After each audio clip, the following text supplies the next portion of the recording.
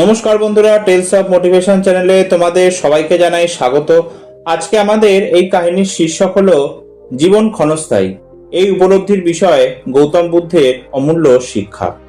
কাহিনীটি শুরু করার পূর্বে তোমাদের বলতে চাই যে ডেসক্রিপশনে আমার আরেকটি চ্যানেল লিংক দেওয়া রইল, যার নাম হচ্ছে ইন্সপায়ার বাংলা। প্লিজ চ্যানেলটি ভিজিট করতে ভুলো না। তো চলো এবার মূল কাহিনীতে ফেরা যাক। গভীর সন্ধ্যা নেমে এসেছে শ্রাবস্তীর জেতবন বিহারে। চারদিকে নিস্তব্ধতা। গাছের পাতায় হালকা বাতাসের শব্দ যেন প্রকৃতির নিজস্ব এক ধ্যানমগ্ন সঙ্গীত। বিশাল বটগাছের নিচে বসে আছেন মহামানব গৌতম বুদ্ধ। তার চারপাশে বসে আছে অসংখ্য ভক্তগণ ও শিষ্য।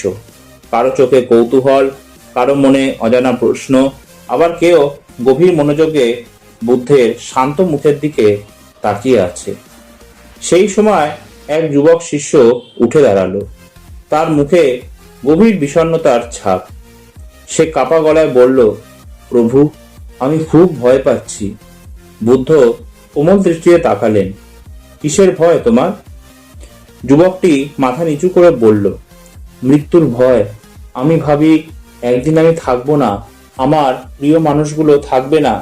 এই পৃথিবী ছেড়ে আমাকে একদিন চলে যেতে হবে। এই চিন্তা আমাকে ভেতর থেকে কাঁপিয়ে দেয়। সব শিষ্য নিস্তব্ধ হয়ে গেল, কারণ এই প্রশ্ন শুধু সেই যুবকটির নয়, পৃথিবীর প্রতিটা মানুষের। বুদ্ধ কিছুক্ষণ নীরব রইলেন। তারপর ধীরে ধীরে বললেন, আগামীকাল সকালে তুমি আমার সঙ্গে গ্রামে যাবে। পরদিন সূর্য ওঠার আগেই বুদ্ধ ও তার কয়েকজন শিষ্য গ্রামের উদ্দেশ্যে রওনা দিলেন। গ্রামের পথে হাঁটতে হাঁটতে তারা দেখল, কেউ হাসছে, কেউ কাজ করছে, কেউ ঝগড়া করছে, আবার কেউ আনন্দে গান গাইছে। একসময় তারা একটি বাড়ির সামনে পৌঁছালো। সেখান থেকে কান্নার শব্দ ভেসে আসছিল। একজন বৃদ্ধা তার মৃত ছেলেকে জড়িয়ে ধরে কাঁদছিলেন। যুবকটির মন ভারী হয়ে গেল। বুদ্ধ ধীরে ধীরে বৃদ্ধার কাছে গিয়ে বসে পড়লেন। বৃদ্ধা কাঁদতে কাঁদতে বললেন, ভগবান, আমার একমাত্র ছেলে আমাকে ছেড়ে চলে গেল। আমি এখন কিভাবে বাঁচব? বুদ্ধ শান্ত স্বরে বললেন, মা, তুমি কি এমন কোনো বাড়ি খুঁজে পেয়েছো যেখানে কখনো মৃত্যু আসেনি? বৃদ্ধা অবাক হয়ে বললেন, না প্রভু, মৃত্যু তো সবার ঘরেই আসে। বুদ্ধ মৃদু হেসে বললেন, ঠিক তাই, মৃত্যু জীবনের শত্রু নয়, জীবনেরই একটি সত্য। এই কথা শুনে যুবকটি গভীর চিন্তায় পড়ে গেল। ফিরে আসার পথে বুদ্ধ একটি শুকিয়ে যাওয়া ফুল তুলে নিলেন। তিনি ফুলটি সেই যুবকটির হাতে দিয়ে বললেন, এই ফুলটি কি সবসময় এমনই ছিল? যুবকটি বলল, না প্রভু, একসময় এটি সুন্দর ও সতেজ ছিল, আর এখন এখন এটি শুকিয়ে গেছে প্রভু। বুদ্ধ বললেন, জীবনের প্রতিটা জিনিসই এই ফুলের মতনই। জন্ম আছে, বৃদ্ধি আছে, তারপর একদিন ক্ষয়ও আছে।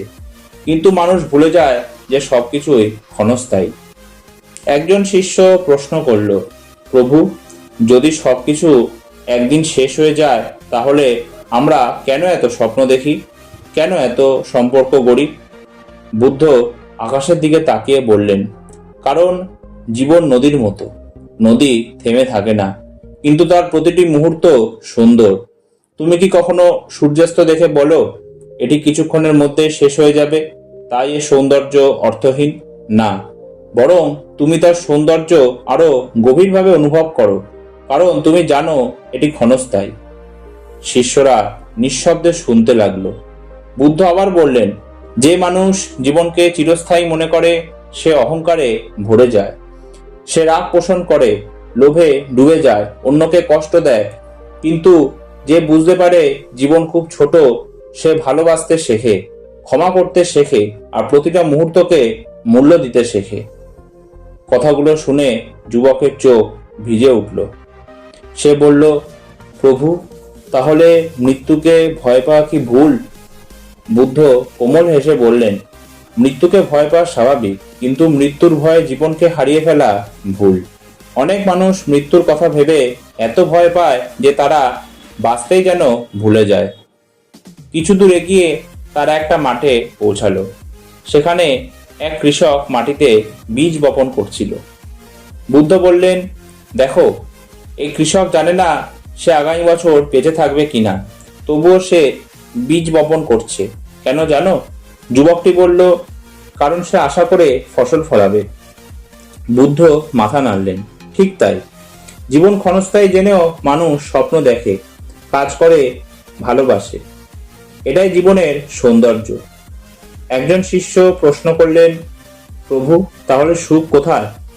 বুদ্ধ বললেন, সুখ ভবিষ্যতে নয়, অতীতেও নয়, সুখ এই মুহূর্তে।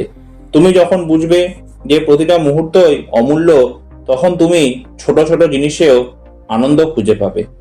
তিনি একটি গাছের পাতার দিকে ইশারা করে বললেন, এই পাতাটি কিছুদিন পর ঝরে পড়বে, কিন্তু তার আগে সে বাতাসে নাচে, সূর্যের আলো গ্রহণ করে। মানুষও তেমনই, মৃত্যু আসবে, তাই মৃত্যুর আগে পর্যন্ত জীবনকে পূর্ণভাবে বাঁচতে শেখো। যুবকটি ধীরে ধীরে বুঝতে শুরু করলো। তার মনে হলো সে এতদিন মৃত্যুর ভয়ে নিজের বর্তমানকে অন্ধকার করে রেখেছিল। বুদ্ধ তখন শিষ্যদের উদ্দেশ্যে বললেন, মনে রেখো, জীবন ক্ষণস্থায়ী বলেই প্রতিটা কাজ গুরুত্বপূর্ণ। তুমি আজ যাকে কষ্ট দিচ্ছ, হয়তো আগামীকাল সে থাকবে না।